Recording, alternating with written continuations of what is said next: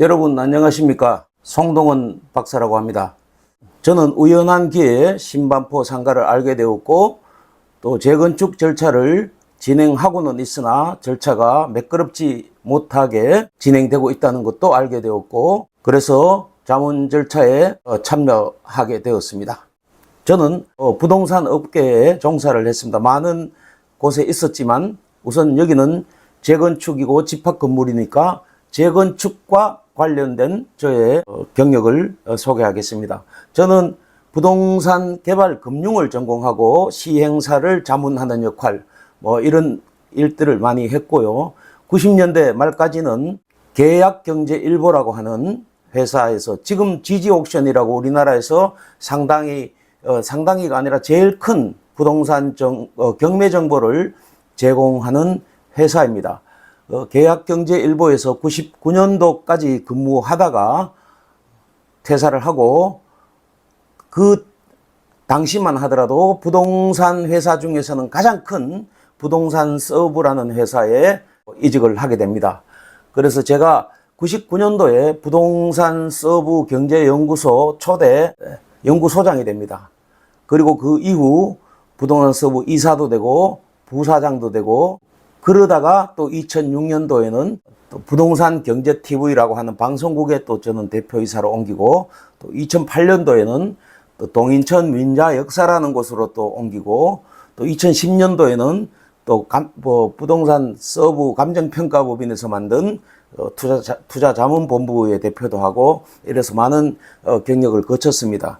재건축과 재개발 그다음에 집합건물과 관련된 업무를 할 때가 있었어요. 2003년, 2004년 이제 도시정비법이 새로 생길 때 그럴 때 제가 부동산 서브라는 회사의 부사장이면서 당시에 부동산 서브가 도시정비사업단을 이제 만들었습니다. 그래서 제가 초대 도시정비사업단장을 역임하게 됩니다.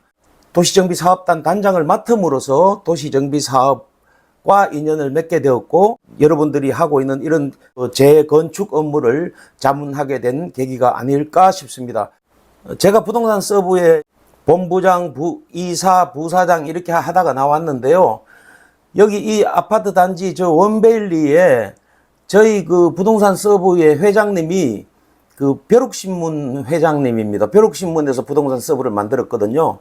주원석 회장님의 동생분인가 저 누나인가 여기 살고 계신다는 그런 말씀도 들었습니다. 언젠가 마주칠 일이 있겠죠.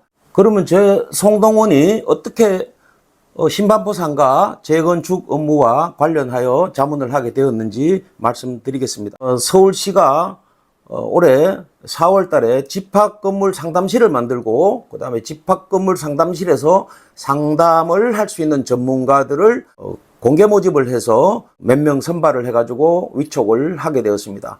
저는 서울시장으로부터 그 위촉장을 올해 5월 달에 받은 그 몇 명 중에 한 명입니다. 그리고 제 시간에 맞춰서 나가서 시청 집합건물 상담실에서 상담도 하고 산하기관에서 강의도 하고 이러면서 신반포 상가를 알게 됐습니다. 어떻게 알게 됐느냐?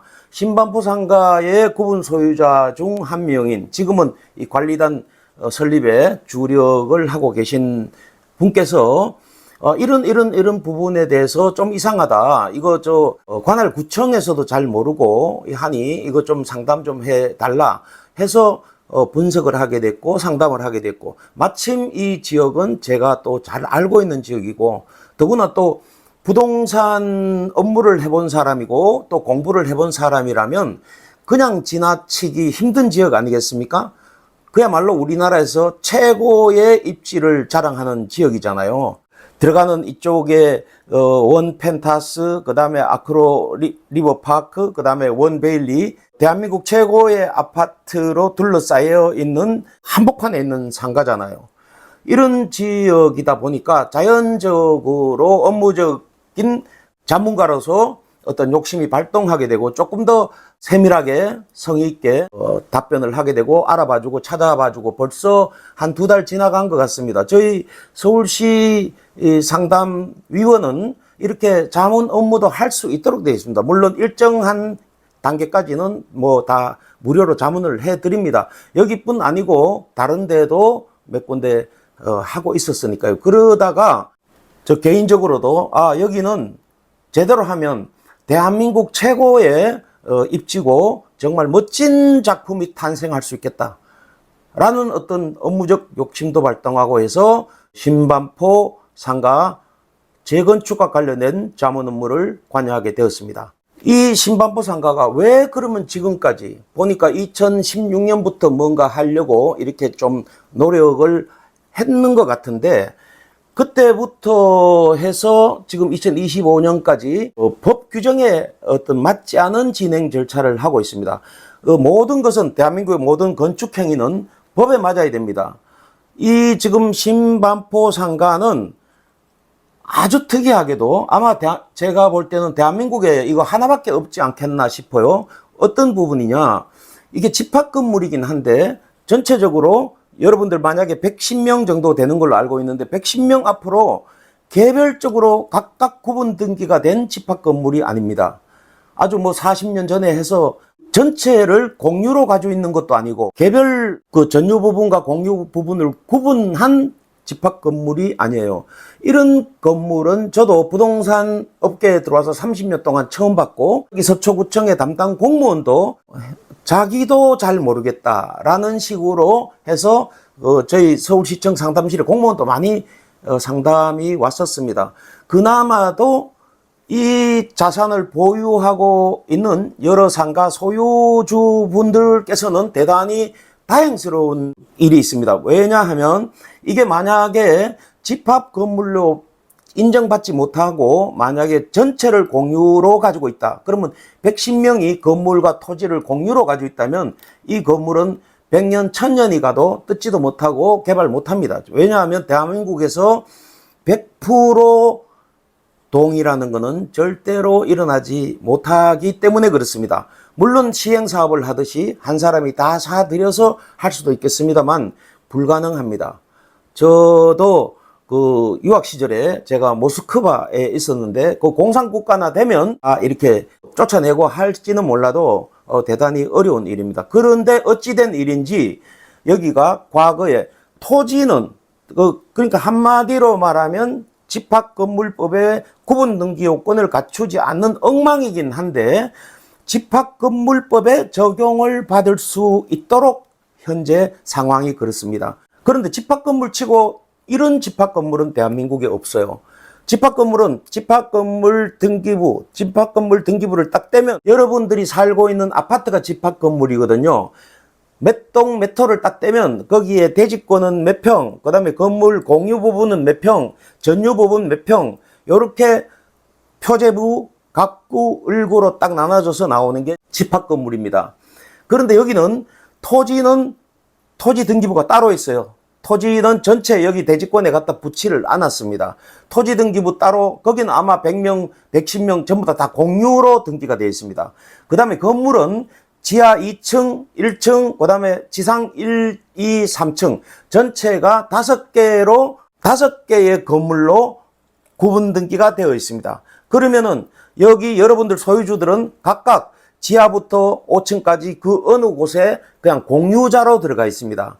집합건물에서 가장 중요한 것이 자기의 전유 부분이 몇 평이고 그 다음에 공유 부분이 몇 평인가 나와야 되거든요. 여러분들 1층만 하더라도 상가가 있고 그 다음에 걸어다니는 길이 있고 화장실이 있고 복도가 있잖아요. 그 전유 부분과 공유 부분이 나누어져야 되는데 전혀 나누어져 있지 않죠. 등기부를 보면 누구누구 만약에 홍길동 그러면 홍길동이 가지고 있는 공유 부분과 전유 부분 합쳐서 전체 면적의 몇 회배만 나옵니다. 이 평가하기도 대단히 힘들고 법을 적용시키기도 힘듭니다. 그러니까 이것을 구분등기를 하려는 움직임이 있다는 걸 얘기를 들었는데 구분등기 절대로 못합니다. 왜냐하면 건축사가 이걸 구분등기 설계도 못하고요. 못하는 이유는 구분등기를 하게 되면 지금 현재 건축법에 맞는 설계를 해야 돼요. 그렇다면 이 개수하고 그 다음에 대지 지분을 붙이다 보면 주차 대수라든가 여러 가지가 맞지 않을 겁니다. 맞지 않아서 못하고 그 다음에 뭐 법무사야 건축에서 구분 설계를 자세히 해가 주면 하겠지만 못합니다. 더 이상 자세한 얘기는 하지 않겠습니다. 못하는 것입니다. 그런데 또 굳이 지금은 재건축을 위한 것이라고 한다면 할 이유가 없습니다. 지금 현재도 여러분만 잘 협조하면 재건축이 굉장히 수월하게 집합건물법으로 재건축을 현재도 할 수 있습니다. 아주 수월합니다. 오히려 몇백 개씩 구분된 것보다가 더 수월합니다. 지금 전체는 여기가 구분등기가 몇 개로 됐다고요? 5개. 5덩어리의 집합건물입니다. 요 옆에 지금 반포 파크 아파트가 있잖아요. 거기는 12세대잖아요. 12개의 덩어리로 이루어진 집합건물인데 거기보다도 더 작은 5덩어리로 이루어진 집합건물입니다. 그러니까 여기는 집합건물 몇백 명이 가지고 있다 하더라도 5명, 구분 소유권이 5명으로 취급하기 때문에 5명의 80%, 5명의 80%, 4명이죠. 4덩어리만 찬성하면 굉장히 수월하고 괜찮습니다. 그리고 여러분들이 지난번에 소유주분들에게 자, 여기 우리 상가로 할 것이냐, 주상복합으로 할 것이냐 이렇게 의견을 묻고 찬반을 받은 걸로 알고 있습니다. 그래서 상가로 하겠다라고 하는 분들이 더 많이 도장을 찍은 걸로 알고 있어요. 다른 분들은 뭐 반대가 30%, 주상복합을 하겠다 30%, 아니면 상가로 하겠다 70%뭐 이렇게 나와서 상가로 진행하겠다. 아주 어리석은 생각입니다. 그리고 그 찬반이 법률적으로 유효하지도 않습니다. 무효입니다. 왜 무효인가? 원래 그렇게 찬반에 그 동의서를 받으려면 재건축 결의서라는 게 만들어지고, 여기는 만약에 상가로 한다면 상가 설계 개요가 완벽하게 그냥 대충 설계를 제가 봤는데 그런 정도 설계가 안 됩니다. 그 설계, 공사비, 그 다음에 자금 개요, 기타 등등. 이제 일반 도정법에는 관리처분 인가 계획이라는 게 있는데 관리처분 계획에 준하는 그런 계획서도 붙어야 됩니다. 내가 기존의 상가를 몇 평 가지고 있는데 새로 만들어진 상가를 몇 평 받을 수 있는지, 아니면 상가가 만들어지지 않는다면 현금 청산을 환급을 얼마를 받을 수 있는지라도 정확치 않더라도 어바웃더라도 여기 표시가 되고 그것을 알고 동의를 해야 동의가 비로소 유효한 것입니다. 그리고 반드시 지금 집합건물법에서는 종전자산평가를 법적으로는 안 해도 관계없습니다. 그러나 반드시 해야 돼요. 제가 여기 기존에 돼 있던 사업계획서, 상가로 하는 사업계획서를 봤습니다. 한 7점까지 해가지고 상가를 하겠다고요. 그거는 여러분들이 똑같이 망하자고 하는 행동입니다. 지금 아무리 여기 상가를 외벽을 금을 바르고 휘까벌쩍하게 해놓는다 하더라도, 여러분들이 상가를 다시 분양을 받는다 하더라도 여기 상가는 초라하게 망하는 상가로 되고 말 겁니다. 지금 현재 트렌드가 그래요. 여기가 대한민국 최고의 아파트로 둘러싸인 곳입니다. 짜장면을 한 그릇 먹어도 여기 신세계 백화점에 가서 먹는 사람들의 어떤 취향이 있는 곳입니다. 이 상가에 누가 들어와서 장사 되겠어요? 안 됩니다. 다 죽어요. 그렇게 뻐끔뻐끔 죽고 시시한 업종으로 구성되어 있으면 동네 자체가 죽어버립니다. 동네 자체가 죽어버려요. 여러분들 상가가 하나 쓰면은 고급 업종으로 구성이 되면 그 상가 전체의 밸류가 높아지잖아요. 그런데 만약에 막 뭐 철물점 들어오고 장판 점포 들어오고 이렇게 하면 그 건물이 모양이 안 나잖아요. 그럼 건물에 전부 다 자산 가치가 떨어지는 거예요.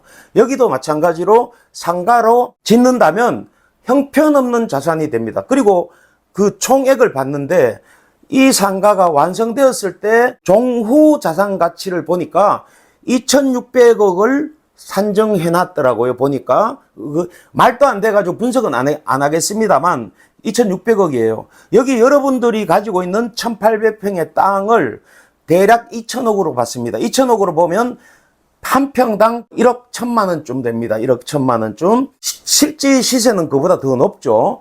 그런데 1억 1천만 원 정도로 하고 여기를 1,990억, 약 2천억 정도로 하면, 그리고 여기 공사비가 보니까 상가로 지어도 공사비가 대략 600억 정도 들어가는 걸로 돼 있어요. 그러면 전체 원가가 얼마 들어가죠? 거기에 각종 비용, 금융비용, 이자 비용 다 들어가는 비용만 하더라도 200~300억이 더 들어가는데 다 빠져 있어요. 빠져 있고 전문가들의 분석이 하나도 없습니다. 그래서 그게 빠져 있는데 안 빠졌다 하더라도 자, 이거 다 지어서 여러분들한테 준다 또는 판다 해도 2,600억이란 얘기잖아요. 그러면 2,600억을 여러분들이 갖는 거예요. 그럼 600억 공사비 나가고 나면 얼마 남아요? 2천억 남죠. 그 중에서 계산하지 못했던, 생각하지 못했던 모든 비용이 있으면 전부 다 나갑니다. 이 시행사의 주인이 누굽니까? 주인은 바로 여러분들입니다. 여러분들 재건축위원회, 재건축조합 단체가 여러분들이 됩니다. 누가 여기 확정지분제로 했다면 이게 손해가 나든 이득이 나든 나는 모르겠다. 내 거 돌려줘. 이렇게 얼마 주고 그냥 끝내. 이렇게 하면 되는데 아마도 확정지분제가 아닌 도급제로 한다면 나중에 청산 절차를 거쳐야 됩니다. 청산 절차를 거칠 때 손해가 나면 손해를 토해내야 되고 이득이 나면 전체를 더 환급을 받아야 됩니다. 그런데 전체가 상가로 해서 얼마를 받을 수 있을 것 같습니까? 전체 정말 망하는 계획을 잡았더라고요. 여기는 서울시가 잡아놓은 그 지구 단위 계획 구역이 설정되어 있는 곳입니다. 그래서 원래 이런 상가는 아파트가 허가가 안 납니다. 그럼에도 불구하고 이 토지는 주상복합 아파트 허가가 납니다. 아파트 허가가 대략 잡아보니까 만약에 역세권 장기전세 제도나 역세권 활성화 제도를 여기다가 더하기를 하면 용적률 약 350%까지 찾아먹을 수 있습니다. 용적률 350%까지 찾아먹고 연건평 대략 11,000평 정도까지 찾아먹고 그 다음에 상가가 나오고 아파트가 대략 한 140세대 정도 나옵니다. 장기전세 주택 한 30세대 주고도. 그러고 나서 용적률 높아진 것만큼 공공기여를 해라 하는 게 상가 부분 한 500평 정도를 서울시에 공공기여를 해야 돼요. 그렇게 했다 하더라도 수익성, 사업성 수지 분석을 해보면 전체 이 여러분들의 총 자산이 5천억이 훌레덕 넘어갑니다. 그리고 상가도 1층, 1, 2층 상가라고 하면 상가도 그렇게 되면 상가가 살아날 거죠. 이 주변에 우리나라에서 제일 비싼 아파트로 둘러싸여져 있습니다. 이것은 단독 상가이긴 하나 옆에 파크빌라하고 같이 해서 통합 재건축을 하라는 게 서울시 의견입니다. 그렇게 하면 종도 준주거지역으로 올려주겠다는 거예요. 여기 2종 주거지역도 준주거로 올려주고 그 다음에 우리 3종도 준주거로 올려줘서 찾으면 그 올려준 대가로 상가 500평 내놓고 그러면 이게 비록 나 홀로 주상복합이지만 건축비 좀 비싸게 퀄리티 있게 잘만 만들면 이 주변 대단지 아파트보다는 조금 떨어지겠지만 거의 80% 90%까지 아파트 가격이 상회할 수 있습니다. 그 가격이 저는 거품으로 보지 않습니다. 다른 데 다 떨어져도 이 가격 유지는 최소한 여기 20년 30년 갑니다. 왜 가느냐, 옆에 아파트 압구정동 있잖아요. 압구정동 재건축이 완료되면 얼마로 봐요? 100억 훌러득 넘어갑니다. 압구정동 재건축이 완료돼서 활성화되고 압구정동 그 재건축된 아파트가 사가서 가격이 떨어질 때까지 여기 가격은 뒷받침돼 주는 겁니다.